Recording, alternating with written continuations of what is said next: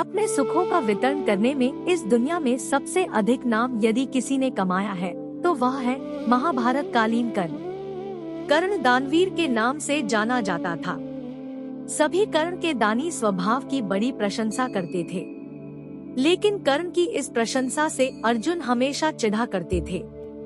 एक बार जब भगवान श्री कृष्ण और अर्जुन कहीं जा रहे थे, तब बातचीत में अर्जुन ने कृष्ण को पूछा कि क्यों कर्ण को दानवीर कहा जाता है, उन्हें नहीं, जबकि हम भी तो बहुत दान करते हैं।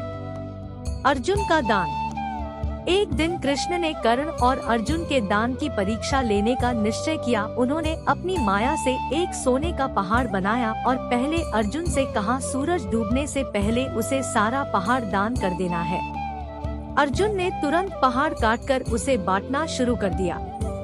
2 दिनों और 2 रातों के लिए अर्जुन ने सोने के पहाड़ को खोदा और गांव में सोने का वितरण किया। इस बीच कई ग्रामीण फिर से कतार में खड़े होकर अपनी बारी का इंतजार करने लगे। अर्जुन अब थक गया था, लेकिन अपना अहंकार नहीं छोड़ रहा था। अर्जुन सुबह से शाम तक बिना कुछ खाए पिए बिना रुके पहाड़ काटता रहा, पर शाम तक सिर्फ कुछ ही पहाड़ काट सका। पहाड़ पर कोई असर नहीं पड़ा। शाम को उसने अपनी हार मान ली। कर्ण का दान। दूसरे दिन कृष्ण ने फिर वैसा ही पहाड़ बनाया और कर्ण से उसे बांटने को कहा।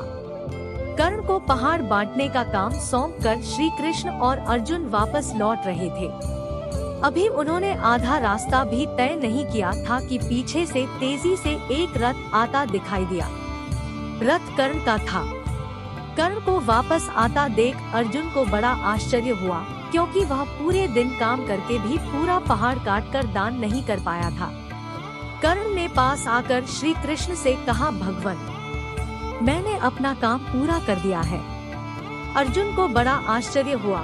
उसने कर्ण से पूछा कि यह कैसे संभव हुआ। तब कर्ण ने जवाब दिया, मैंने आसपास के सभी गांव वालों को बुलवाकर उनसे कहा कि जो जितना सोना चाहे पहाड़ तोड़कर ले जाए। इतना कहना था कि सारे गांव वाले पहाड़ तोड़ने में जुट गए और थोड़ी ही देर में सारे पहाड़ के छोटे छोटे टुकड़े हो गए। तब कृष्ण ने अर्जुन से कहा, देखा, पहाड़ तो तुम भी दान करना चाहते थे, पर तुम्हें यह नहीं सूझा।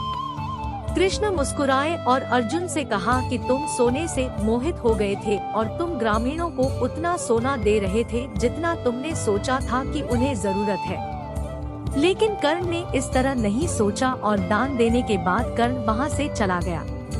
वे नहीं चाहते थे कि कोई इस बात पर उनकी प्रशंसा करे, न ही उन्हें इस बात का बुरा लगा कि कोई उनके पीछे क्या बोलेगा। यह एक ऐसे व्यक्ति का संकेत है जिसने आत्मज्ञान प्राप्त कर लिया है।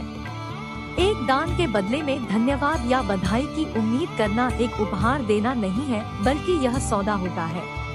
इसलिए यदि हम किसी को कुछ दान या समर्थन देना चाहते हैं, तो हमें इसे बिना किसी उम्मीद या आशा के करना चाहिए, ताकि यह हमारे अच्छे कर्म हो, हमारा अहंकार न हो।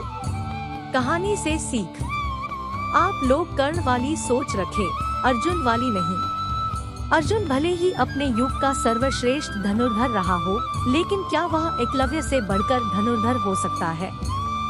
क्या उसका यश और कीर्ति कर्ण जैसी हो सकती है? कदाचित नहीं। कर्ण ने भले ही अधर्म के पथ पर चलने वाले दुर्योधन का साथ दिया हो, लेकिन उसने अपने व्यक्तिगत मामलों में धर्म के 10 नियमों का पालन किया था। इसीलिए तो आज श्रद्धा के साथ उसको याद किया जाता है।